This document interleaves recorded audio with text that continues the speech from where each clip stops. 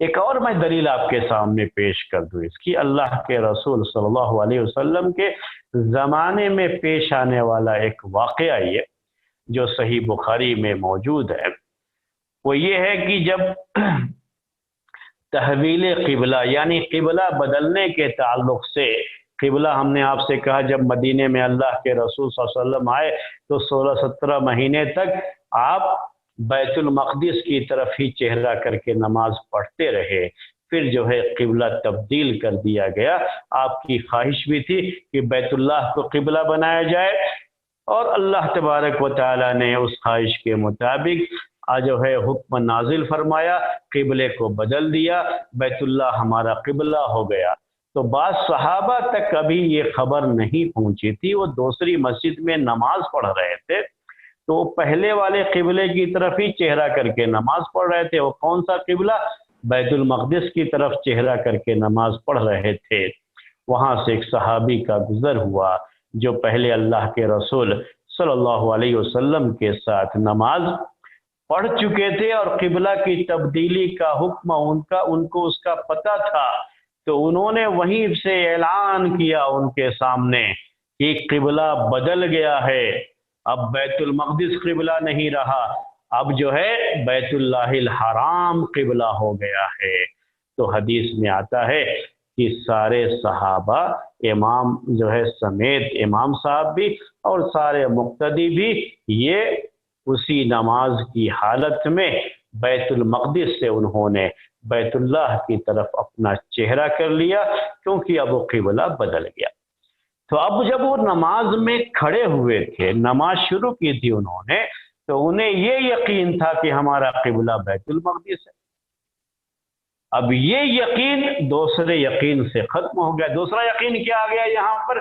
جب ایک صحابی نے آ کر کے خبر دیا کہ ابھی قبلہ بدل گیا ہے، تب انہیں یقین، اب یہ دوسرا جو ہے کیا ہے یقین، یہ دوسرا یقین جب آ گیا تو پہلے والے یقین کو ختم کر دے گا اور دوسرے یقین پر عمل کیا جائے گا اور اسی کے مطابق فیصلہ ہوگا۔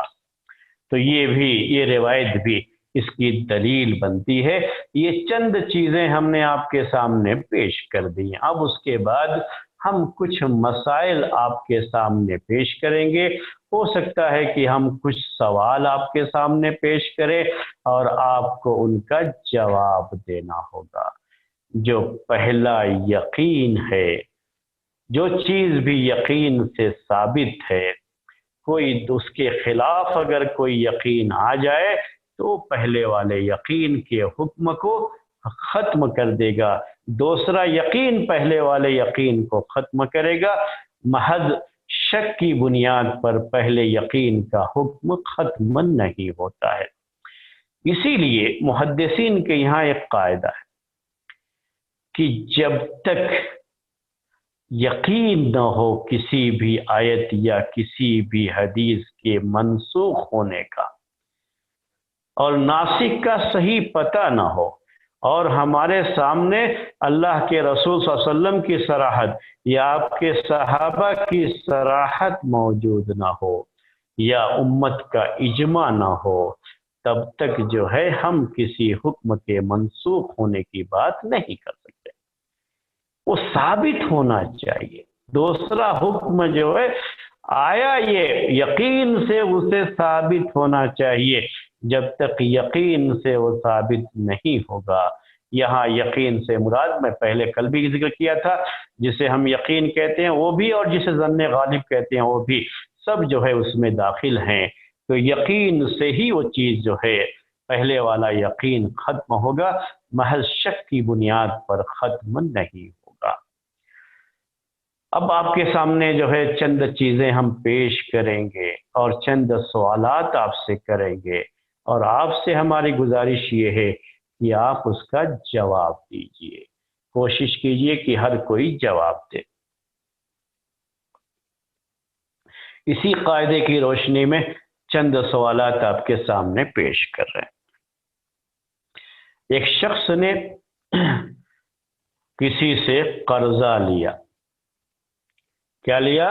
قرضہ لیا، لون لیا، 1 لاکھ روپے لیے تھے، اور قرضہ دینے والے شخص نے باقاعدہ کیا کیا، اسے ریٹن میں لکھوا لیا، پورا جو ہے لکھ کر کے اس کا سگنیچر وغیرہ سب لے لیا، جو لکھا پڑھی کہتے ہیں ہم اپنی زبان میں، لکھا پڑھی پورے طریقے سے کرا لیا اور اس کو 1,00,000 روپے دے دیا۔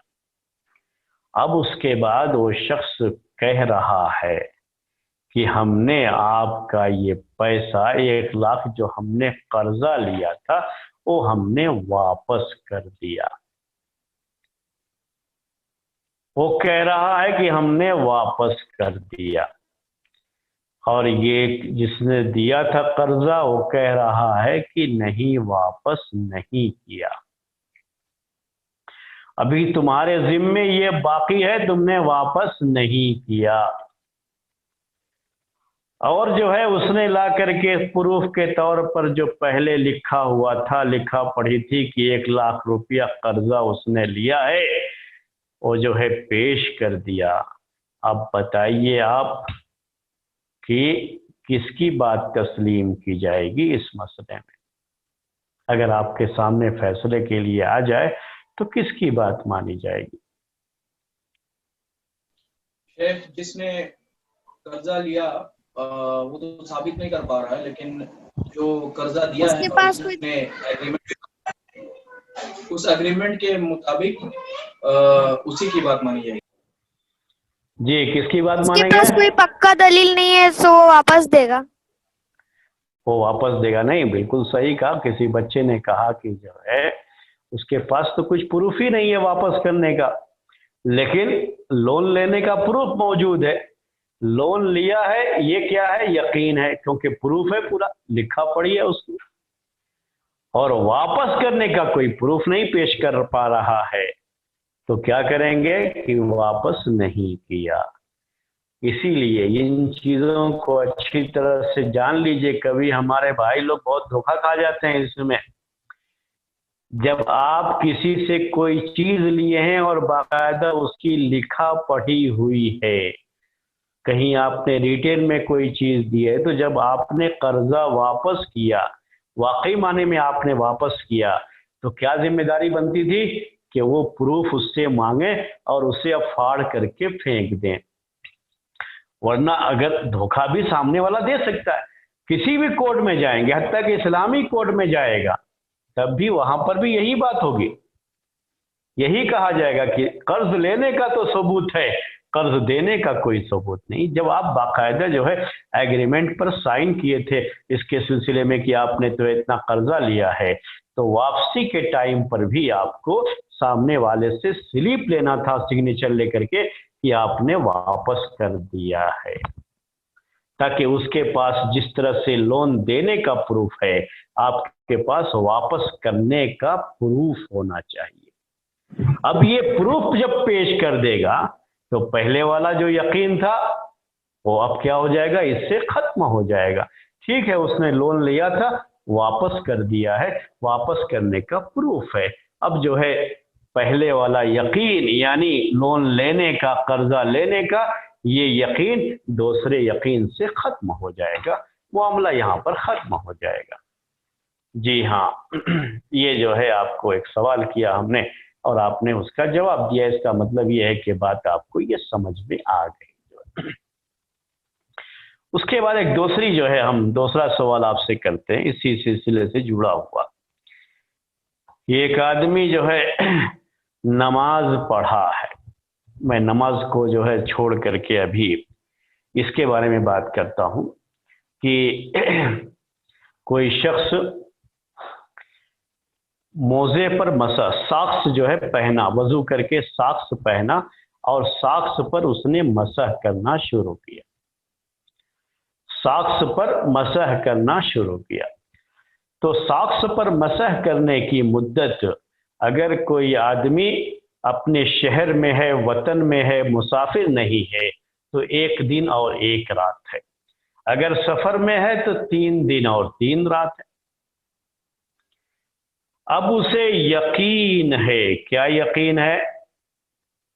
کہ اس نے جب وضو کیا، وضو کر کے جو ہے یہ ساکس پہنا اور اس ٹائم سے اس نے مسح کرنا شروع کیا ہے، جیسے جو ہے ظہر کی نماز سے اس نے مسح کرنا شروع کیا ہے، تو اب یہاں سے 24 گھنٹے تک اس کو مسح کرنے کی یہ اجازت موجود ہے شریعت میں۔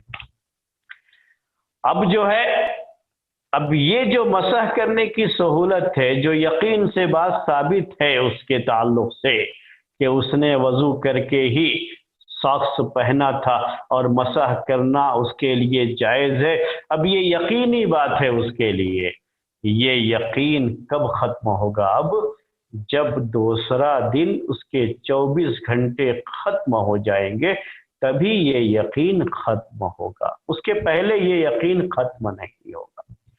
جیسے ہی وہ 24 گھنٹے ہو گئے ویسے ہی اب یہ پہلی جو اس کی طہارت تھی یہ طہارت ختم مانی جائے گی۔ مطلب یہ ہے کہ اب اگر وہ وضو کرے گا تب جو ہے وہ موزے پر مسح نہیں کرے گا، اس کے لیے اب یہ چیز جو ہے جائز نہیں ہے۔ میں پہلے آپ کے سامنے جو ہے اب جو اس قاعدے سے مستثنا کچھ چیزیں یعنی الگ اس سے کی گئی ہیں تو اس کو میں آپ کے سامنے جو ہے پیش کرتا ہوں۔ پہلے وہ جو ہے جو قاعدے کے سے الگ کی گئی ہیں چیزیں اور اس پر عمل وہاں پر یقین کا خیال نہیں کیا جاتا، بس جو ہے شبہ بھی ہو جائے تو جو ہے اس میں شبہ کا بھی خیال کرتے ہوئے وہاں پر عمل کیا جاتا ہے۔ اس میں سے ایک مسئلہ ابھی یہ جو موزے پر مسح کرنے کا مسئلہ تھا، میں اسی کو پھر سے آپ کے سامنے پیش کرتا ہوں تھوڑا مثال بدل کر کے۔ وضو کر کے ساکس پر جو ہے مسح کرنا شروع کیا، وضو کر کے ساکس پہنا تھا اور اس کے بعد سے اس پر جو ہے مسح کرنا شروع کیا۔ اب جو ہے اس کو دوسرے دن میں نے آپ سے کہا کہ اگر اپنے وطن میں ہے، مسافر نہیں ہے، مقیم ہے، تو اس کے لیے 1 دن اور 1 رات ہی یعنی 24 گھنٹے مان لیجئے اس کے لیے یہ اجازت ہوتی ہے۔ اب جب وہ جو ہے دوسرے دن اس کو شبہ ہو گیا کہ پہلی مرتبہ مسح وہ ظہر میں کیا تھا یا عصر میں کیا تھا، اب یہاں اس کو شک ہے کہ ظہر میں کیا تھا، شروع کیا تھا یا عصر میں کیا تھا، تو اسی کے لحاظ سے اس کی ابھی مسح کرنے کی مدت باقی ہے یا ختم ہو گئی، اسے ساکس نکالنا ہے، یہ سوال اس کے سامنے ہوتا ہے۔ تو یہاں اگر صرف شک بھی ہو جائے کہ مدت ختم ہو گئی تو اسے ساکس نکال کر کے پیر دھونا پڑے گا وضو کرتے ہوئے، کیونکہ یہی وہ یقین ہے جس پر اس کو عمل کرنا ہے۔ تو یہاں یہ نہیں کہیں گے کہ جب تک مدت کے ختم ہونے کا یقین نہ ہو تب تک جو ہے وہ چیز باقی رہے گی، یہاں وہ بات جو ہے نہیں کہی جاتی ہے۔ اور یقین نہ ہونے کے باوجود بھی اس کے لیے احتیاط کے طور پر یہ چیز رکھی گئی ہے کہ وہ آدمی موزہ نکال کر کے جب اس کو یہ ہے کہ شک ہے جس کے تعلق سے یہ مدت ختم ہو گئی، جہاں سے اس کا شک شروع ہو رہا ہے اس کے لیے ضروری ہو جاتا ہے کہ وہ اپنا موزہ جو ہے نکال دے اور نکال کر کے پیر کو دھو لے، پھر موزہ پہنے گا اور جو ہے ساکس پہنے گا، پھر وضو کرے گا تو اس پر مسح کرتا رہے گا۔ اسی سے جڑا ہوا ایک دوسرا مسئلہ وہ شکار کا ہے، تو وہ بھی اس سے الگ کیا گیا ہے، یعنی اس میں بھی یہی چیز رکھی گئی ہے کہ شکار کرتا ہے آدمی تو اس میں اللہ کے رسول صلی اللہ علیہ وسلم نے کہا اس کی ایک شکل یہ ہوتی ہے، حدیث میں یہ بات آئی ہوئی ہے کہ کبھی آدمی نے شکار کیا، تیر وغیرہ مارتے تھے اس زمانے میں، آج کے زمانے میں بندوق ہے، بندوق سے شکار کیا۔ اب جس جانور کو شکار کیا اس کو گولی لگ گئی تھی، لیکن گولی لگنے کے باوجود بھی یہ جو ہے جانور، یہ حیوان آگے بڑھ گیا، اس کو پکڑ نہیں پایا، مل نہیں پایا، اس کو مل جاتا تو لے لیتا، کھا لیتا، کوئی مسئلہ نہیں، لیکن جو ہے وہ پکڑ نہیں پایا، بھاگ گیا۔ اب دوسرے دن جو ہے وہ دیکھتا ہے کہ وہی جانور، وہی حیوان مرا ہوا ہے۔ کیا ہے؟ مرا ہوا ہے۔ اب یہاں پر اسے یقین کیا ہے کہ اس کی گولی اس جانور کو لگی تھی، اور شک یہاں پر یہ ہے کہ ہو سکتا ہے کہ اسی کی گولی لگنے سے یہ جانور مرا ہو، اور یہ بھی ہو سکتا ہے کہ گولی لگنے کے بعد وہ کمزور ہو گیا ہو، جس کی وجہ سے کسی جانور نے یا کسی جو ہے کسی دوسرے جانور جو کہ دوسرے جانوروں پر حملہ کرتے رہتے، کسی جانور کے حملہ کرنے کی وجہ سے ہی وہ مر گیا ہو، گولی لگنے سے نہ مرا ہو۔ تو یہاں پر ایک شک آ جاتا ہے اور اسی شک پر عمل کیا جاتا ہے، یعنی اس جو ہے شکار کا گوشت کھانا جائز نہیں ہے،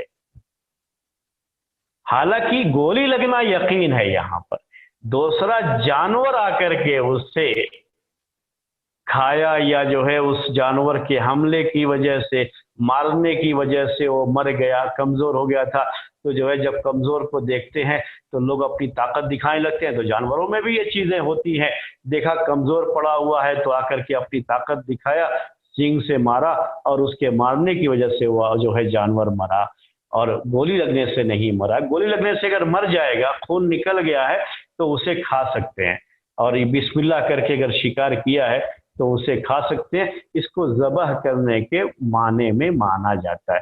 ایسے ہی کسی بھی ایسے جو ایسے تیر اس زمانے میں تیر چلاتے تھے، تیر جا کر کے لگا، بسم اللہ کر کے چلائیں گے، اور جو ہے تیر لگنے سے خون بہتا ہے، تو خون بہ گیا ہے تو اس کا کھانا جائز ہو جاتا ہے، چاہے وہ جانور مر ہی کیوں نہ جائے، تو وہ تیر لگنا یہی اس کے لیے ذبح کے قائم مقام ہو جاتا ہے، کھانا جائز ہو جاتا ہے۔ تو یہاں پر کیا عمل اللہ کے رسول صلی اللہ علیہ وسلم نے کیا کہا کہ اگر تم نے کسی جانور کا شکار کیا، وہ تیر کی بات ہوتی ہے، کل جو ہے کل کے دن آپ دیکھ رہے ہو کہ اس میں ہمارا تیر لگا ہوا ہے اور وہ مرا ہوا جانور ہے، تو اب یہ پتہ نہیں ہے کہ اس تیر ہی کی وجہ سے مرا ہے یا اور کسی وجہ سے مرا ہے، تو ایسے جانور کا گوشت کھانا جائز نہیں ہے، اس شکار کا گوشت نہیں کھائیں گے۔ اگر مر گیا ہے تو گوشت نہیں کھائیں، زندہ اگر مل جائے تو ذبح کر کے کھا لیں گے، وہ کوئی مسئلہ نہیں ہے۔ ایسے ہی اگر جو ہے کسی پرندے کو، چڑیا کا شکار کر رہے ہیں، بندوق جو ہے سے پرندے کا شکار کیا، وہ پرندہ گرا تو پانی میں جا کر کے گر گیا، پانی میں گرنے کے بعد وہ مر کر کے اوپر تیرنے لگا، مر گیا، مر کر کے اوپر تیرنے لگا۔ تو یہاں پر بھی یہی بات ہے کہ پتہ نہیں گولی لگنے سے مرا ہے یا جو ہے پانی کی وجہ سے مر گیا ہے، کس وجہ سے مرا یہ پتہ نہیں، پانی سے مرا تو وہ مردار ہے، اور مردار کا گوشت کھانا جائز نہیں ہوتا ہے۔ گولی لگنے سے اگر وہ مرا ہے تو یہ ہم نے آپ سے کہا کہ ایسی گولی جس سے خون بہ جاتا ہے، تو یہی گولی لگنا، جب بسم اللہ کر کے ہم اسے جو ہے شکار کیا ہے ہم نے، تو گولی لگنا ہی یہ کیا ہے، اس کے ذبح کرنے کے قائم مقام ہو جاتا ہے، اور اس کا گوشت کھانا جائز ہو جاتا ہے۔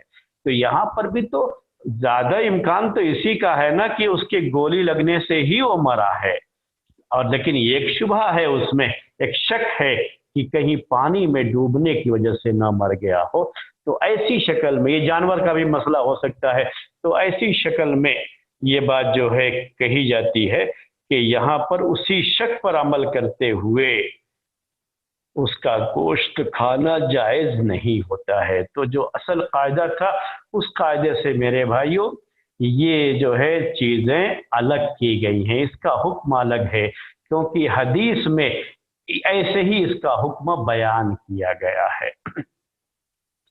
یہ بات تھی، چند جو ہے آپ کے سامنے جو ہے باتیں تھی جو ہم نے پیش کر دی آپ کے سامنے۔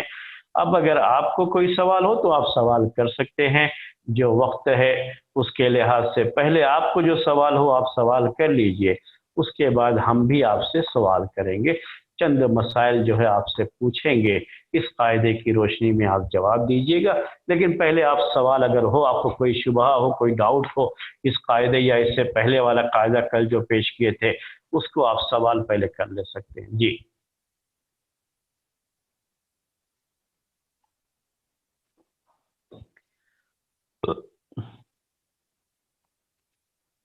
السلام علیکم۔ وعلیکم السلام۔ دنیا کا سب سے زیادہ کنسنٹریشن آف اہل حدیث پاکوڑ اور مرشید آباد اور دھلیان ہے. 16 لاکھ اہل حدیث ایک ہی جگہ میں ہیں. وہاں کا مین کاروبار ہے بیڑی کا. اچھا. اور گھر گھر میں عورتیں بیڑی بناتی ہیں. ہاں.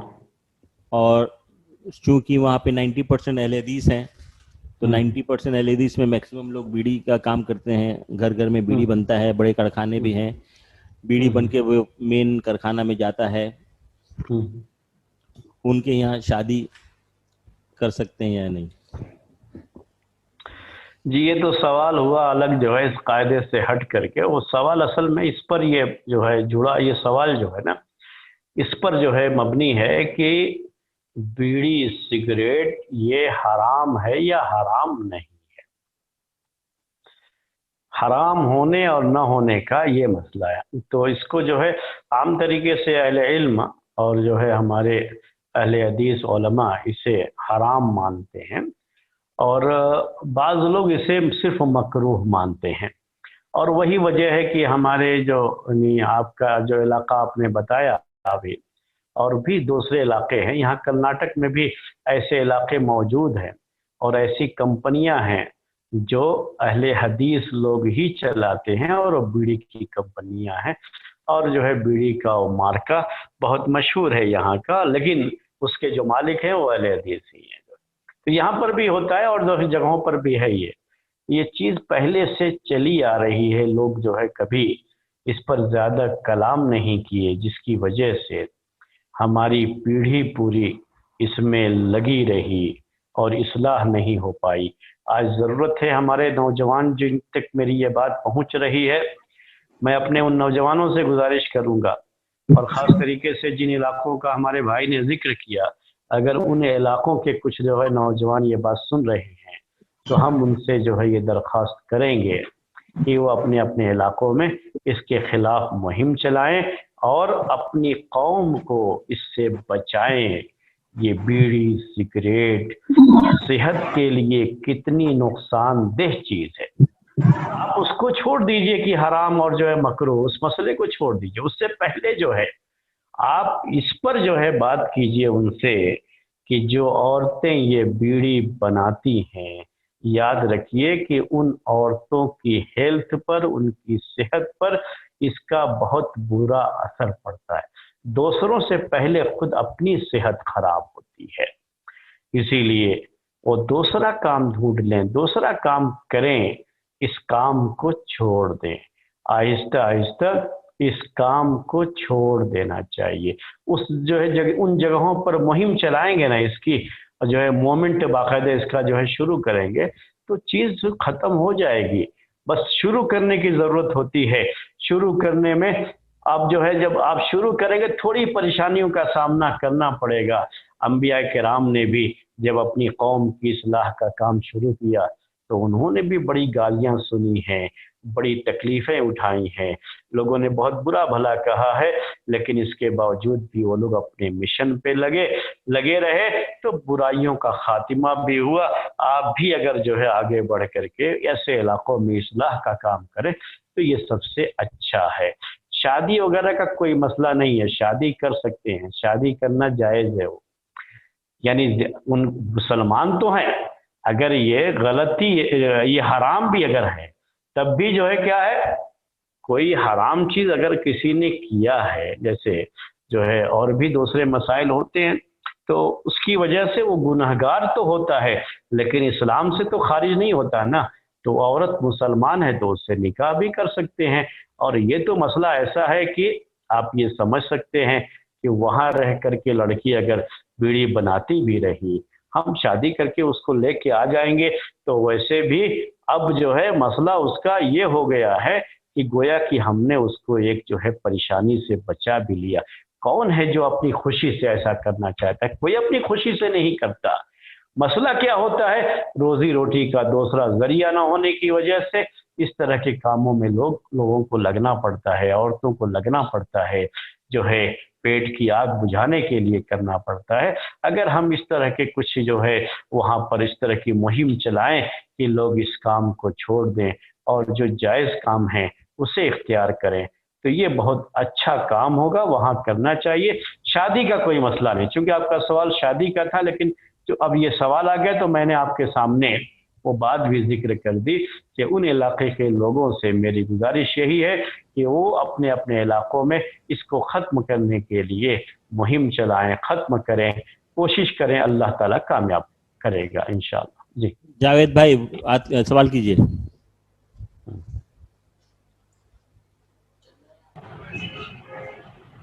ہیلو، السلام علیکم۔ وعلیکم السلام ورحمۃ اللہ وبرکاتہ۔ جی شیخ، اسی سے جڑا ایک سوال ہے کہ بہت سارے علماء جو مدرسہ چلاتے ہیں وہ لوگ بیڑی والے کے پاس جا کے پیسہ لیتے ہیں مدرسہ کے، یہ کہاں تک جائز ہے؟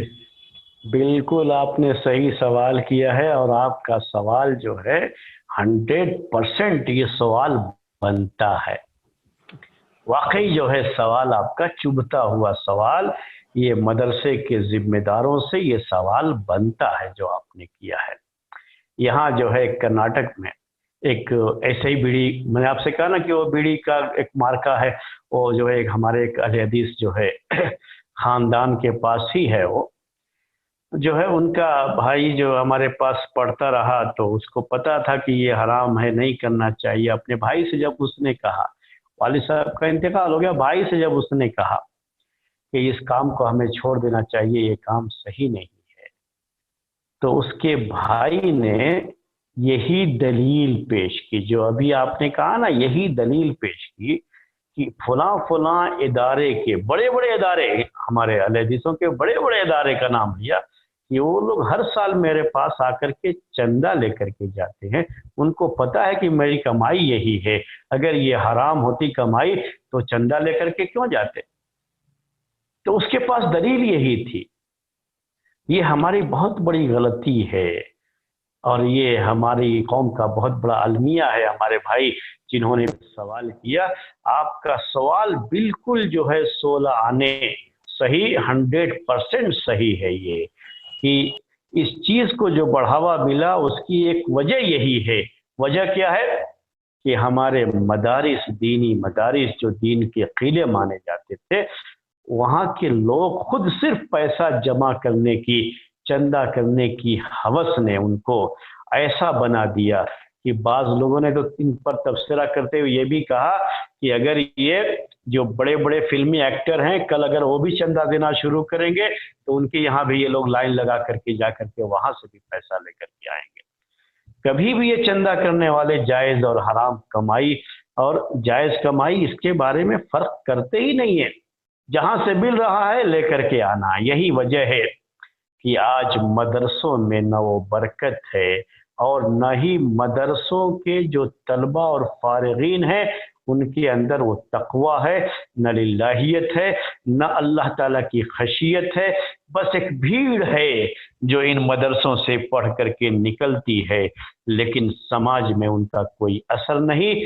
کیوں اثر نہیں ہے؟ اس کی وجہ، مین وجہ میرے بھائیوں یہی ہے کہ آج ان کو جو غذا کھلائی جاتی ہے اس میں حرام اور حلال کی تمیز نہیں ہوتی ہے، اور حرام سے جو جسم، حرام کی غذا پا کر کے جو جسم پلتا ہے، ظاہر سی بات ہے اللہ کے رسول صلی اللہ علیہ وسلم نے کہا کہ وہ جو دعائیں کرتا ہے تو انا یستجاب، بولا اس کی دعائیں کہاں قبول کی جائے، کہاں قبول ہوں گی ایسے لوگوں کی دعائیں؟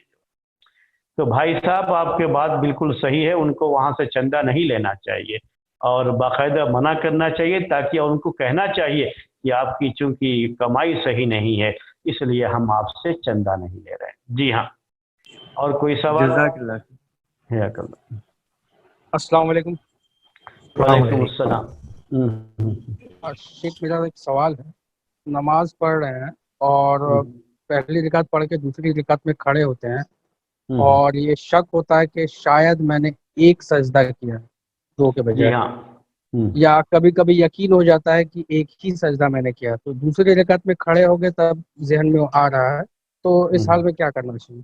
کچھ نہیں کرنا ہے آپ کو، آپ نماز کو ایسے ہی کمپلیٹ کیجئے، اور جو پہلی رکعت ہے آپ کی اس رکعت کا اعتبار نہیں ہوگا۔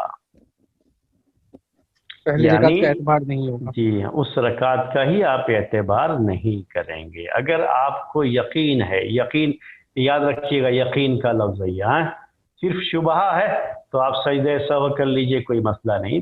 لیکن آپ کو اگر یقین ہے کہ آپ نے ایک ہی سجدہ کیا تھا، یا آپ کو یقین ہے کہ آپ نے پہلی رکعت میں رکوع ہی نہیں کیا، جی اس کا جو بھی رکن ہے اس میں سے کوئی بھی چیز چھوٹ جاتی ہے نا تو وہ رکعت نہیں ہوتی ہے، تو وہ رکعت آپ کی نہیں ہوئی. آپ کو اس کی جگہ پر ایک اور رکعت پڑھنی ہے نماز آپ.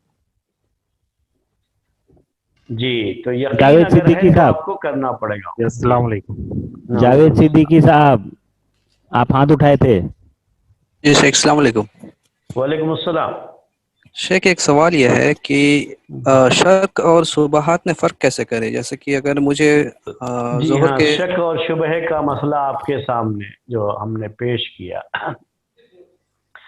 کہ شک یہ کیا ہوتا ہے؟ یقین ہے آپ کو کسی معاملے میں اور وہ یقین پر آپ چل رہے ہیں اور اس کے بعد آپ کو کوئی شک آ گیا اس کے تعلق سے، تو یہ شک کی کوئی جو ہے یعنی جب تک جو ہے کوئی پروف نہ ہو، یقین کے درجے کو نہ آئے، تب تک اس کا کوئی اثر نہیں پڑتا ہے شریعت کے مسائل میں. لیکن شبہ کیا ہے؟ شبہ یہ ہوتا ہے کہ کسی چیز کے بارے میں بھی آپ کو ایک شبہ ہے، یعنی ایسا کچھ نہیں کہ پہلے یقین تھا اور جو ہے بعد میں ایسا مسئلہ ہو گیا، نہیں، آپ کو اس کے تعلق سے شبہ ہے. تو کوئی بھی چیز جو ڈاؤٹ فل ہوتی ہے، ڈاؤٹ فل شروع ہی سے ہے، وہ ڈاؤٹ فل ہے تو وہ شبہات کے درجے میں آتی ہے، اور وہاں اسے چھوڑنا ہی چھوڑنا ہے آپ کو اپنے تقوی کو بچانے کے لیے، اور تقوی سے جو ہے کے مطابق جو ہے زندگی بسر کرنے کے لیے اسے چھوڑنا ہی چھوڑنا ہے. تو یہ بات دونوں میں فرق کرنا بہت ضروری ہے آپ کو. جیسے کوئی جانور ہے، اس کا گوشت کھانا حلال ہے یا حرام ہے، اس کے بارے میں آپ کو شبہ ہے. کوئی کاروبار ہے، کاروبار کی کوئی شکل ہے جس کے بارے میں آپ کو شبہ ہے کہ اس کا جو ہے یہ کاروبار حلال ہے یا حرام ہے، شبہ ہے. اب جیسے بیڑی کا مسئلہ آیا، یہ شروع ہی سے مسئلہ، یہ نہیں کہ کسی زمانے میں وہ بالکل جو ہے یقین تھا کہ حلال ہے، اب یقین ہو، ایسا کچھ نہیں ہے مسئلہ، اب شبہ آ رہا ہے. وہ ہمیشہ سے یہ چیز مشتبہ تھی سماج میں، تو ہمیشہ یہ مشتبہ چیزیں، شبہات والی چیزیں، اس سے آدمی کو بچنا چاہیے، کبھی بھی اس کے قریب نہیں جانا چاہیے. اس کے قریب جانے سے کیا ہوگا؟ آپ کا دین بھی خطرے میں پڑ سکتا ہے، آپ کا ایمان خطرے میں پڑ سکتا ہے، اور حرام میں مبتلا ہونے کا بھی ڈر ہوتا ہے. تو یہ اصل شبہ اور جو ہے شک کا مسئلہ جو ہم جو قاعدہ پیش کر رہے ہیں نا، اس میں کیا ہوتا ہے؟ یقین آپ کو کسی بھی معاملے میں ہے، اس چیز کے پاک ہونے کا یقین ہے، یا یہ کہ جو ہے باوضو ہونے کا یقین ہے، ایک یقین ہے آپ کو، اور بیچ میں اس کے بعد اس کام میں کوئی شبہ آپ کو بیچ میں شک آ جاتا ہے، شبہ نہیں کہیں گے، شک آ جاتا ہے، تو اس شک کا کوئی اعتبار نہیں ہے شریعت. آپ کو اپنے یقین پر چلنا ہے. شبہ سمجھ گئے آپ؟ شبہ کسے کہتے ہیں؟ جو حدیث میں ہے نا کہ شبہات سے بچنا چاہیے، تو وہ شبہات کیا ہوتا ہے؟ وہ ہمیشہ سے وہ چیز مشتبہ ہوتی ہے، یعنی اس کا حرام ہونا یا حلال ہونا یہ واضح نہیں ہے، وہ شبہات کا مسئلہ ہوتا ہے، وہاں شبہات کا مسئلہ آتا ہے. وہ حدیث ہی شاید آپ لوگوں کے ذہن میں ہے کہ الحلال بین والحرام بین وبینہما امور مشتبہات، کہ حلال بھی واضح ہے، حرام بھی واضح ہے، حلال اور حرام کے بیچ میں کچھ چیزیں ایسی بھی ہیں جو مشتبہ ہوتی ہیں، یعنی اس کا حلال یا حرام ہونا واضح نہیں ہوتا ہے، وہ مشتبہ ہوتی ہے چیز. یہاں مسئلہ حلال اور حرام ہونے کا نہیں ہے، یہاں مسئلہ یہ کہ آپ کسی چیز کے تعلق سے یقین پر تھے، لیکن بعد میں آپ کو کوئی شک آ گیا اس کے بارے میں. آگے بات سمجھ میں؟ جی شیخ شکریہ، جزاک اللہ خیر. ایک حدیث میں آیا ہے، ایک حدیث ہے جہاں پہ عتبہ بن سعد بن ابی وقاص اور کسی صحابی میں یہ اختلاف ہوا مکہ پہنچنے کے بعد کہ یہ بیٹا کس کا ہے. حضرت سعد کہہ رہے تھے کہ میرے بھائی عتبہ بن ابی وقاص کا ہے، اور دوسرے صحابی تھے وہ کہہ رہے تھے کہ یہ فلاں ابن زمعہ کا ہے. تو آپ نے فیصلہ کیا کہ یہ بیٹا عتبہ بن نبی وقاص کا ہے، اس کے باوجود آپ نے حضرت سودا کو حکم دیا کہ اس سے پردہ کرے، جی ہاں، تو اس تو کو شبہے شک میں کی مانیں گے، وجہ سے، شبہے میں مانیں گے؟ شبہہ، یہ شبہہ ہونے کی وجہ سے، لیکن آپ نے جو فیصلہ کیا تھا وہ یقین کی بنیاد پر کیا تھا. وہی ہم نے آپ سے کہا کہ ایک قاعدہ ہے شریعت میں. قاعدہ کیا ہے کہ جس کے بستر پر بچہ پیدا ہوا ہے اسی کا وہ بچہ مانا جائے گا. یہ قاعدہ ہے شریعت کا، مسئلہ ہے یہ. اگر کوئی دعویٰ بھی کر دے کہ نہیں جو ہے یہ بچہ میرا ہے اور میرا اس عورت سے تعلق تھا، تو اس کی بات نہیں مانی جائے گی، کیونکہ یہ یقین ہے کہ جب شادی ہوئی ہے دونوں کی اور جو ہے ایک ساتھ رہتے تھے شوہر بیوی، تو اس بیوی کا جو بھی بچہ ہوگا اس کے شوہر ہی کا مانا جائے گا، اور اسی کے لحاظ سے اللہ کے رسول صلی اللہ علیہ وسلم نے فیصلہ کیا. وہ جو آپ کہہ رہے ہیں وہ احتیاط ہے صرف، بس اور کچھ نہیں. وہ کوئی شرعی مسئلہ نہیں ہے، وہ کیا ہے؟ احتیاط ہے. جزاک اللہ خیر شیخ. میرے خیال سے ٹائم اوور ہو گیا. منڈے کو پھر بس ملاقات کریں ہوگی. آپ کا آج کا درس اسی پر. انشاءاللہ پھر آپ سے ملاقات ہوگی منڈے کو، اور ایک نئے قاعدے کے ساتھ ہم انشاءاللہ حاضر ہوں گے آپ کی خدمت میں. تب تک کے لیے آپ اجازت دیجئے، اور جو ہے ہم جو ہے جو دعا ہوتی ہے کفارہ مجلس، کفارے کی دعا، وہ دعا پڑھ لیتے ہیں. سبحانک اللہم و بحمدک، اشہد ان لا الہ الا انت، استغفرک و اتوب الیک.